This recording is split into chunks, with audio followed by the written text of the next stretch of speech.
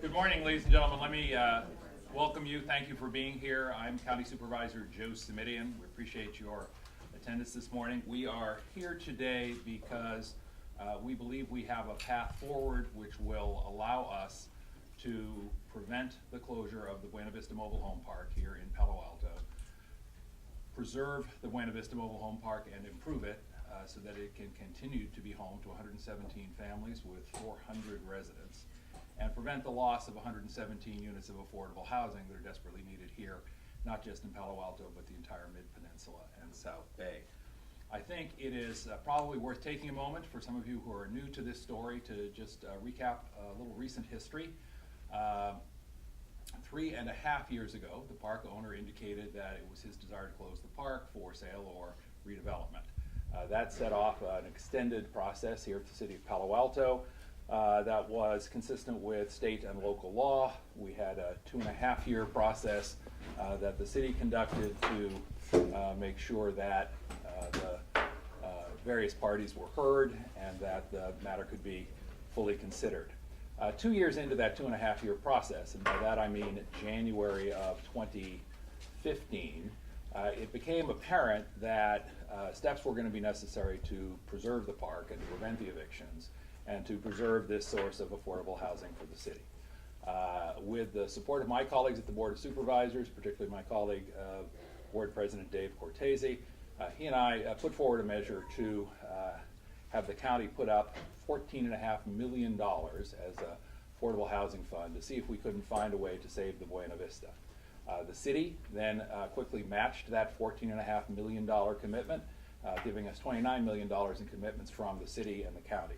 And I should emphasize here that in both cases, these are developer fees that are specifically and in fact exclusively dedicated to the use of affordable housing. That's what the money was collected for, that is what it is to be used for, and it does not involve the use of general fund taxpayer dollars. Along the way, we were able to pull a Southern California nonprofit, the Caritas Corporation, into the conversation. They exist for the specific purpose of acquiring and maintaining affordable mobile home communities here in California. They have 20 parks around the state, and it looked like we were on a good track to see if there was a win-win solution. $29 million in hand, an owner-operator ready to go, and once the decision to authorize the closure had been made in May of 2015, I was able to sit down with the ownership literally the very next day, the morning after the closure decision was made, and have a conversation about where things might go from there. I was heartened, and I want to recap this again for those of you who are new to the story. I was heartened along the way by the level of support from the community. We had support from, more than 24 former mayors and council members, from 18 former and present school board members, including all 5 members of the current Palo Alto School Board. We had local legislative support as well from our Congresswoman Anna Eshoo, State Senator Jerry Hill, State Assembly Member Rich Gordon, and I know someone from Assemblymember Gordon's office is here this morning. We thank you for being with us. We asked the community to come and show its support with a rally here at City Hall. We hope that 100 or 200 folks might make their way to the council chambers. 500 folks showed up from every neighborhood in this town, from every walk of life, to say that they stood with their friends and neighbors at the Buena Vista and that they hoped a solution would be forthcoming.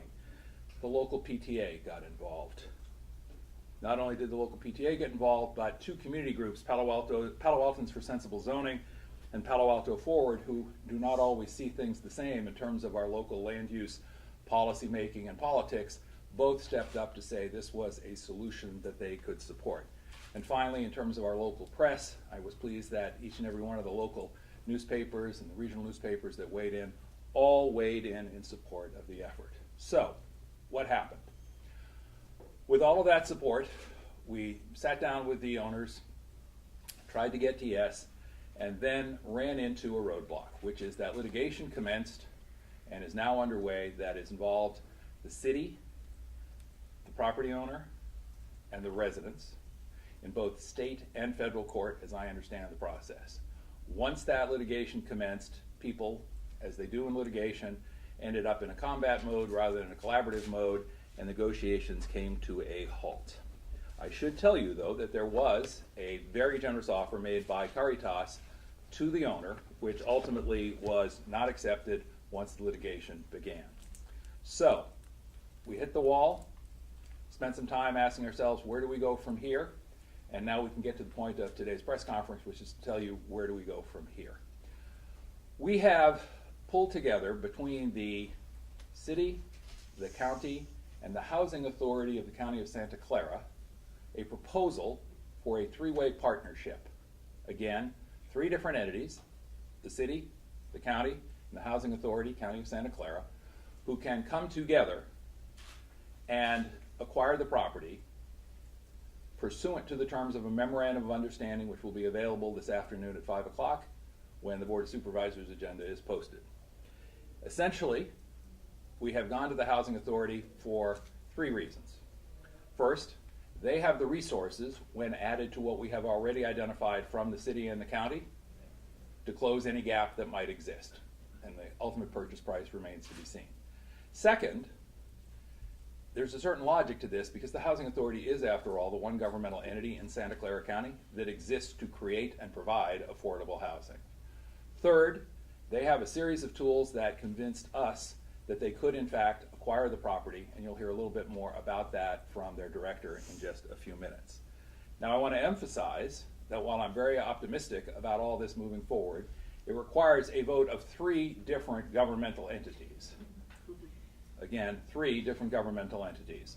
The Board of Supervisors at Santa Clara County, the City Council here in Palo Alto, and the Board of Commissioners for the Housing Authority. And just so that you can follow the story as we go forward, the Memorandum of Understanding, the contract, the agreement that these three bodies will need to approve, will be coming to the county for a vote on Tuesday, June the 21st. It is then Monday the 27th, forgive me, Monday the 27th, where the City Council will hear the matter, and Tuesday the 28th, where it will be before the Board of Commissioners. At that time, I am hopeful, frankly I'm optimistic, that all three bodies will approve an agreement so that the city, the county, and the housing authority together can fund the acquisition and improvement of the Buena Vista Mobile Home Park, preserve the park as a mobile home park for the foreseeable future, preserve it as a supply of affordable housing in perpetuity, prevent the eviction of residents at the Buena Vista, and make sure that that housing is here for people who need it and for a community that desperately needs it for a great many years to come. I'm going to close with just a personal note before I hand it over to Katherine Harasz, who is the Executive Director of the Housing Authority. We can talk about the importance of this issue in terms that I think everyone understands in terms of their own community self-interest. We need a workforce to make this city and this county go. The people who live at the Buena Vista are that workforce. There's a practical imperative for them to be in this community. We also are struggling with transportation demands that seem to be sort of constantly unmet. And one of the things that we can do to make sure that the transportation problem doesn't get worse is make sure that people are right here in close proximity to the jobs that they go to every day, rather than have them going halfway to hell and back in order to get to and from their homes and to the places where they work. And finally, I have to tell you, when there's an emergency, and there will be an earthquake, there will be a flood, I'd like to know that the people who actually roll up their sleeves and make the place work are going to be here to help us. Because as far as I can tell, every cop, firefighter, and nurse in Northern California lives in Tracy, and they're not going to be here when we need them. So this imperative for affordable housing is it's important because of our economy, it's important because of our transportation system, it's important because of our public safety needs. But on a closing and personal note, this is not just a community that I represent. This is my hometown. I have lived here for 49 years. This has always been a place of opportunity. When I showed up here as a 14-year-old kid to start Palo Alto High School, I had no idea what opportunities would or wouldn't be available to me. But I can tell you the opportunities I have had have an awful lot to do with the fact that I came to a community full of good people who are willing to help others move up the ladder, that insisted on good schools, that were the key to success for so many of us. And we're here today, in my judgment, because we want the same opportunities for those 400 folks who live at the Buena Vista. We want that same opportunity for the 125 kids who live at the Buena Vista. That's why we're here today. And I believe that in a matter of just the next few weeks, if every one of these organizations will step up, and and I hope they'll vote unanimously as they have in previous votes. We're going to make sure that those practical imperatives are met, but that the opportunity we all enjoyed is there for these families as well. Katherine Harasz, you want to come on up and let folks know the role of the Housing Authority? Sure. Please.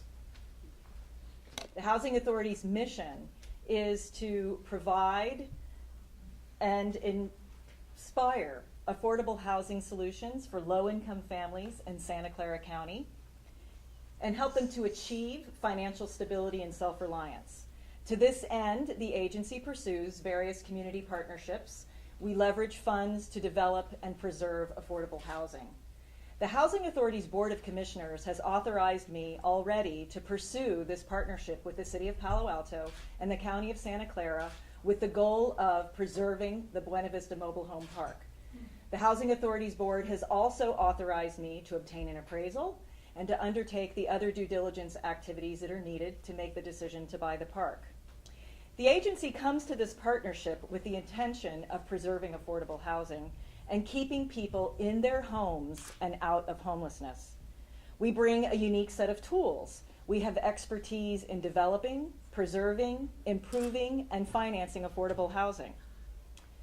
The agency's Board of Commissioners is very excited to join this partnership, and we look forward to being able to help meet the goal of preserving the Buena Vista Mobile Home Park as permanent affordable housing in this community.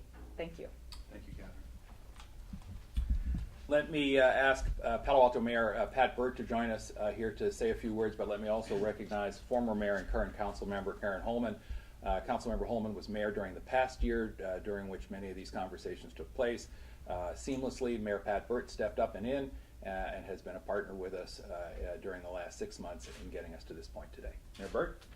Well, thank you, Joe.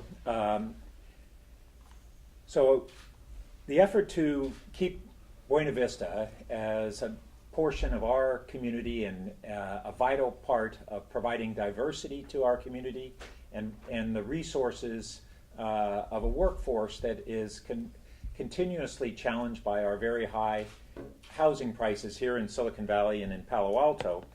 This challenge has been one that for more than a year and a half, the City Council has been fully committed to devoting its resources to the extent that we are able. And the city has already unanimously supported allocating $14.5 million in our affordable housing funds. And these are funds that are not taxpayer dollars. They are funds collected from development projects and used specifically and solely for purposes of affordable housing. The support for this effort has come from an incredible array of community and groups and individuals from our school district and our PTA and all sorts of diverse community groups, and as well as from a broad range of former elected officials on our school board and our city council. Frankly, it's probably the greatest consensus of support that we've seen on any issue in memory. In addition, we've had the support of our state and federal elected officials for the same effort. So I'm very enthused about this opportunity to collaborate with the Housing Authority, with this third partner in the initiative, and them now as the lead entity going forward. We're very optimistic, and the City Council will be having an open discussion on the memorandum on next Monday, June 27th. Yes, on a week from Monday, on June 27th, and we look forward to the public joining us. Thank you. Thank you, Mayor Burt. Finally, but perhaps most importantly, we want to welcome to the podium Erika Escalante. Erika is the president of the Buena Vista Mobile Home Park Residents Association. You can tell by her t-shirt. And Erika, if you'll come forward and share a few words, we would appreciate it. Thank you. And yes, nearly 4 years ago, we were hit with the news that we could lose everything: our homes, our jobs, and our community. We fear for the future, but we stick together, and we embarked on this long journey that has been filled with lots of anxiety, emotions, and unknowns. But we've also met great people along the way, such as Friends of Buena Vista, who have worked hard along our side to help us remain in our homes. We've been heartened by the support of the City Council and Mayor Burt, the County Board of Supervisors, and the tireless effort of Supervisor Simitian. And I have no words to express our gratitude. And now here we are today, presented with a new plan to potentially save our homes, and we couldn't be happier. It looks like there will be a light at the end of the tunnel. I would also like to thank Katherine Harasz, Executive Director of Santa Clara County Housing Authority, for joining in our effort. I know there's still a lot of work to be done, and we will continue to work hard to remain at Buena Vista. We will need your continued support and commitment to help in our efforts as we pivot in this new direction outlined by Supervisor Simitian. Our hope is to succeed, to see our children educated here, grow up here, and become the adults we dream them to be, giving back to this community, experiencing the joys their parents know from living at Buena Vista and Palo Alto. Especially on behalf of our children here at Buena Vista, we thank you all from our hearts. Nosotros los residentes de Buena Vista les agradecemos de todo corazón su colaboración y trabajo. Muchas gracias y sí se puede. Thank you. Thank you very much. Obviously, we're going to ask Ms. Harris and Mayor Burt to join us. Mayor Holman, if you want to join us as well. I think Kathy Espinoza Howard is going to join us for questions as well. Ms. Espinoza Howard is the current president of the Board of Commissioners at the Housing Authority. Erika, of course, is available as well. And then folks will be available for questions and comments after we go. Joe, Let's start Erika with- mentioned, Hang on just a second. I'm going to go to Scott first just because I saw it. Scott's up. All right. So thanks so much. How much is the housing authority willing to put toward this project? Right now, our board, once the MOU is approved, but what we're requesting is $250,000 of federal funds be committed to explore what we're calling the pre-acquisition decision, to undertake the due diligence and the appraisal necessary so that at the end of the day, we can hopefully save these homes and prevent these families from becoming homelessness. Can I follow up just briefly? There's Yes. going to be more than that. You Yes. need to tell us what- And let me just say, the expectation is that the Housing Authority will ultimately perform a market appraisal. That appraisal will be the basis for establishing a purchase price. Correct. That purchase price, which will be the fair market value of the property, will be met first with the $14.5 million from the city, $14.5 million from the county, and the gap funding, if you will, would come from the Housing Authority if all proceeds according to plan. From the standpoint of the city and the county, this is good news. We had hoped to cap our contributions at $14.5 million. This agreement allows us to cap the payments from the city and the county at $14.5 million for each entity. From the standpoint of the Housing Authority, they get to acquire a piece of property and 117 units of affordable housing for literally pennies on the dollar. So I think from the standpoint of all three agencies, it's a winner all around. Joe, Yes. Erika mentioned light at the end of the tunnel, but the way I see it, it's still pretty much whistling in the dark. Correct me if I'm wrong. No government agency, city, state, federal, can force the districts to sell to you. Am I correct? Well, actually, the Housing Authority does have the power of eminent domain. We've used it sparingly in the past. We actually used it here in the city of Palo Alto when we developed the Opportunity Center. And we believe that the Housing Authority Board of Commissioners is willing to entertain it in order to preserve this very important affordable housing resource. So, can you just follow up, just explain again, so the possibility of eminent domain to be used in this case? Absolutely. We have to have the property appraised. We have to undertake our due diligence. And our board has to meet and make these final decisions when they have all the information. But it's a very compelling background. It's the purpose of the agency, which is to preserve affordable housing and keep people from becoming homeless. And does the judge ultimately have to make that, agree with you, or can you just declare eminent domain and take possession of the property? Eminent domain is a legal proceeding. There is a very elaborate process, and I don't presume to have all of those details in front of me. I'm not the one that's going to be handling the litigation, if there is litigation. But yes, the idea is that owners are compensated. Just compensation is paid for the property, and it's determined by an independent third party. I was just gonna ask, even if the three of you get together, if the owner chooses not to sell to you, what are you gonna do about it? Well, when you want to build a bridge, or you want to preserve open space, or you need a parcel of land to create affordable housing and keep people from being homeless, the power of eminent domain is there for the government, and the Housing Authority is an agency. We are a local agency, a government agency, and we have the power of eminent domain, and housing is what we do. So you're Affordable gonna- housing is what we do. So you're gonna twist their arms to sell to you? There's a legal proceeding that's available to keep these people in their homes and keep them from becoming homeless. It's a legal proceeding that's commonly used for a variety of public resources. I believe, it's my own personal belief, that affordable housing is as much a part of our public infrastructure and our community infrastructure as preserving open space, setting aside land for roads and bridges, and, consistent with our purpose, establishing and preserving affordable housing. And has the owner said that they're willing to sell to you lately? Because in the past, they haven't. I haven't had any conversations with the property owner. As a courtesy, I reached out to the owner this morning, placed a phone call, was unable to reach the owner, left a message, wanted him to know that we were having the press conference so that if any of you reached out to him, it wouldn't come to him as a total surprise.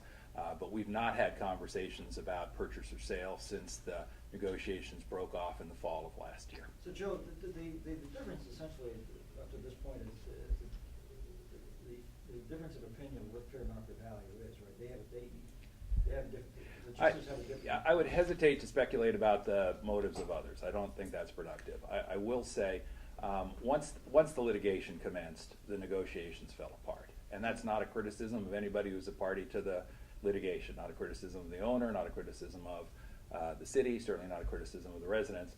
But once people went into litigation mode, things just ground to a halt. And so we're hoping to jumpstart the conversation again. And Ms. Harasz didn't say it, but I assume that the first part of the conversation is there a willing seller once a fair market value has been established? The one thing I can tell you for sure is everybody, the city, the county, and the housing authority, is committed to making sure that the owner gets full and fair market value for the property.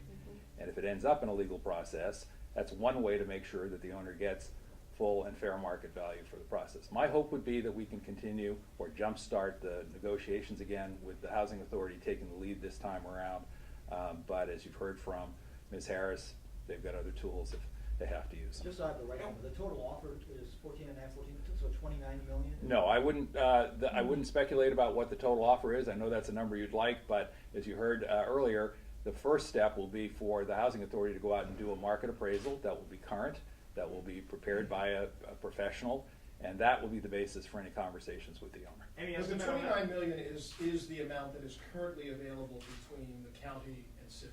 Yes, it is, and we've, as I said, the memorandum of understanding, which will be available online tonight at about 5 o'clock when it goes up on the county's website, because this is coming up on our agenda next Tuesday, the 21st. I think I do have the day and the date right on that one. Will detail what the terms of the memorandum of understanding are. There'll also be a staff report, what we call a legislative file, that will detail some of the conditions that go there. But again, one of the benefits to the city and the county are we cap our contributions at $14.5 million. Now, please understand, there's a lot of deferred maintenance at the Buena Vista. Since the owner has not anticipated keeping this as a mobile home park, you will immediately see when you visit the site that it needs substantial upgrade, improvement, infrastructure investment, whatever you want to call it. Our best estimates are that that's somewhere between $10 to $12.5 million. So you've got a purchase price which is yet to be determined, plus you've got the need for substantial investment to rehabilitate the property, to improve it, to be the kind of place that folks deserve to live in. Should this be something that should be of concern to other property owners? Because understanding the importance of affordable housing on one side of the scale, but what about the rights of a property owner to do with their property as they see fit? I'll let Ms. Harasz speak. Well, the Constitution at the federal and state level both provide for the use of the power of eminent domain, paying property owners just compensation for their property, and it's there so that the public infrastructure that we need to have a viable community that works can be acquired. Isn't describing affordable housing as public infrastructure a bit loose? Well, the state legislature, when they created housing authorities, did not think it was loose. They thought it was very consistent with our mission, and our mission is to preserve and find affordable housing solutions for low-income families. You alluded to this a little while ago, but can you explain to me why the use of eminent domain would be justified in this case? Well, and after we conduct our due diligence, the next step will be for the Housing Authority Board of Commissioners to consider the acquisition of the property and the public purpose. And that will be set forth in a document that they will consider at a public meeting. And I will invite you to follow the story in about I know, but how does this fall under that? You know, what qualifies this for eminent domain?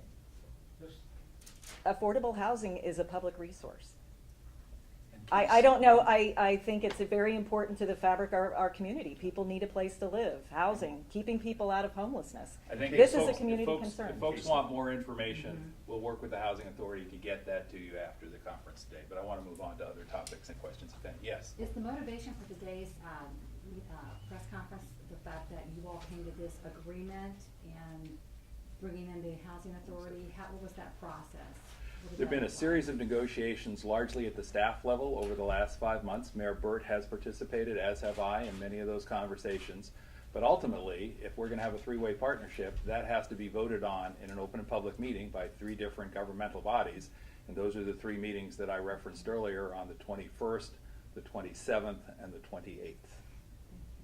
And obviously, the notion today was we want to let folks know they'll have an opportunity to weigh in before or at any of those 3 meetings. Yes, Scott? Joe, there's a ceiling on the city's contribution. There's a ceiling on the county's contribution.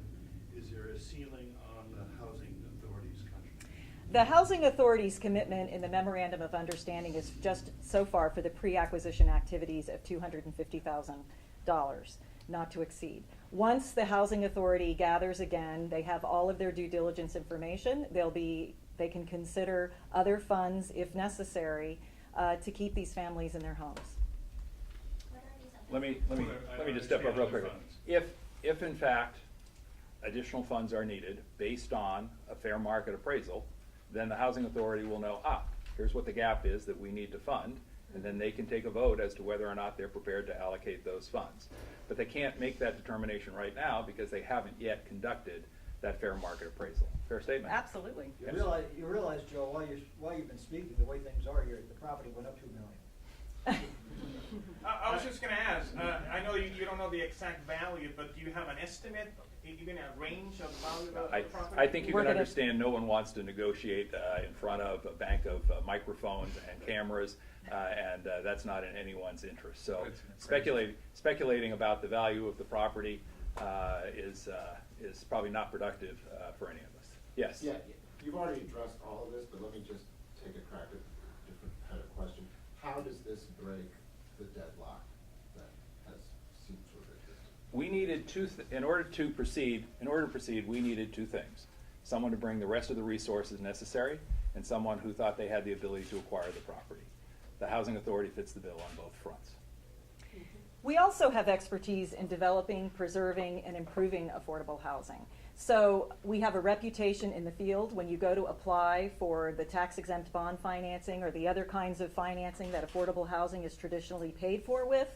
We have a reputation in the field. So these are additional resources and additional tools that we're bringing to the table. Any other questions before we wrap it up and just allow for? Adding the Housing Authority, how much of is this a game changer, or what is it? I think it's a game changer. I think that we described it in our announcement today as a breakthrough development. I believe it is a breakthrough development. If we have a favorable vote from all 3 governmental bodies, as I hope we will over the course of the next couple of weeks, then we are in position both to assure that adequate funds are available and that the tools are there to acquire the property. That is the goal, and let me just put it to you this way. I'm more optimistic today than I have been for the last 18 months, and I'm feeling very good about the partners that have stepped forward and who have continued to be engaged, and I think it's a good day. One last question. Yes, ma'am? The course of action you outlined today, how does that work with the ongoing litigation? I think I'll let you talk to the lawyers about that one. The litigation is underway. Blessedly, the County of Santa Clara is not party to any of it, nor is the Housing Authority. But the potential impact on litigation is something you should probably talk to the owner, the residents, and the city about. Okay, thank you. Thank you all. Our main concern has always been our children. I mean, that Buena Vista is all they know and they've ever known. So it is definitely, I mean, it's great that they can still stay at the schools and, you know, have the opportunities that, you know, people that live here in Palo Alto have had. And myself, I mean, I went through all the school, you know, went to the middle school here, Gun High School, graduated, went on to college thanks to being at Buena Vista and the opportunities provided to me at the Palo Alto schools. So it is definitely, I mean, I know it's not the final say. I know there's still lots of work to be done, but I think we are definitely excited, and we're happy, and we're looking forward to this. And you know, it's better news than we've ever had in the last 4 years. Tough, especially, you know, having a young son and now a daughter, coming to different press conferences, meetings, talking to the media, and just it's been a lot of work, and not just for me, but for the rest of the board members, for the rest of the residents. And it's been very tough because, you know, there's been a lot of ups and downs. It's like one thing, you know, you're like, oh, maybe we have good news today, and then tomorrow it's like, no, guess what, this is not going our way, or this is happening now. So it's been definitely very hard, but I've always, the reason why I, you know, started helping, I guess, and organizing the community, it's always thinking about my family and the other families that I've known for so many years. I mean, they saw me grow up.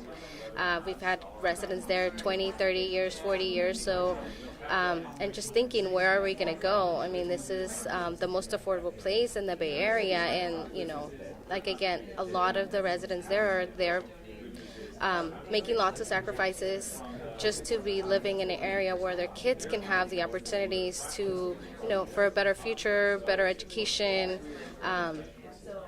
and that's where I take the courage and the energy. And there's times where I'm like, oh my God, I'm ready to just, you know, give up. But then I'm like, nope, I have to keep going. You know, hopefully there is that light at the end of the tunnel. Like I said, like I feel like we're much closer, and if it happens and we get to stay, I don't know what I'm going to do. It's been tough on him. I mean, not seeing me at home sometimes, but it's definitely given him more of a better self-esteem. He's like, yeah, Mom, and we get to stay. It's going to be thanks to everybody's hard work. And he did mention one of the days, if we get to stay, I think a lot has to do with that I spoke at City Council one of the evenings. And I'm like, yes, of course, that definitely helped. So he's more comfortable talking to the media. I mean, as the process have gone, at the beginning, he was very, very shy. He's like, oh, I don't want to talk to anybody. Like, I just don't know what to say. And now he sees media people. He's like, oh, can I talk to them? Can I give them an interview? I'm like, go ahead, you know, just tell them how you feel. So it's definitely helped him a lot. When this issue started, I was on the city council, and we were watching it unfold and had to go through the whole deliberation of determining what the relocation costs would be. So the council really couldn't even participate at that point in time. We had to sit as judges, if you will, in determining those right values or appropriate levels of compensation. So then we were offered the opportunity to consider the $14.5 million contribution or commitment, again, not taxpayer dollars, but affordable housing dollars. And the council couldn't participate in that either at that time, but city manager did that on our behalf. So it's been a very difficult and balancing act to try to play this impartial role and at the same time follow the letter of the law, and also hold out some hope that there would be a solution identified that could save Buena Vista and keep these residents in our community, because they are part of our thread, part of our fabric, and important members of our community. So today, I think, is kind of a culmination of hope, intention, and effort. And it's a very hopeful occasion. And we don't always have things to celebrate, and this seems to be a day to celebrate with the hope that we can come to a positive outcome. we have embodied in our Constitution a protection that is coming into play here, where the Fifth Amendment of the Constitution provides for use of eminent domain for public purposes, provided that there is just compensation. And use of eminent domain for this kind of purpose is actually very well established in case law and has been used in Palo Alto as recently as a decade ago for acquisition of property for our Opportunity Center, another affordable housing project. In that case, it was actually to change the use from a commercial use to a housing use. In this case, it's to retain the same use.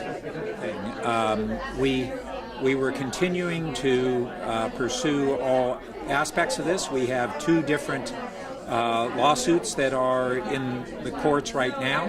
One that we have by the property owners that we have and their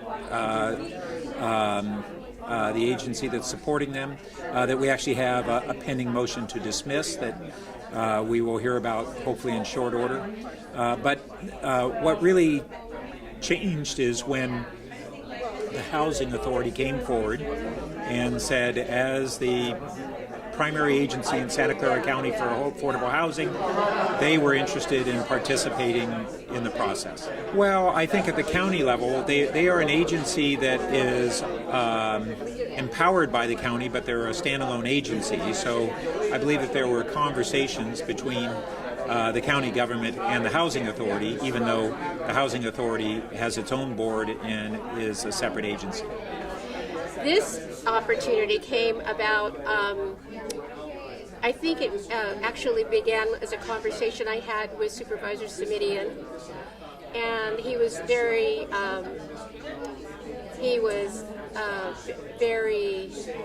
discouraged, I should say, about what was going on with Buena Vista. And I told him about our Opportunity Center. The Opportunity Center was built by the Housing Authority in Palo Alto, and the Housing Authority, for the first time in its, at that time, 30-year history, exercised eminent domain to acquire the rest of the property it needed in order to build 100 units of affordable housing, which houses formerly homeless people. This is to preserve affordable housing, which is a part of what we can use eminent domain for. It's for the for actually to better the community and to preserve aspects of the community, just like we exercise acquiring property for expressways and for bridges. This is an element of that is proper. It's a proper use of eminent domain.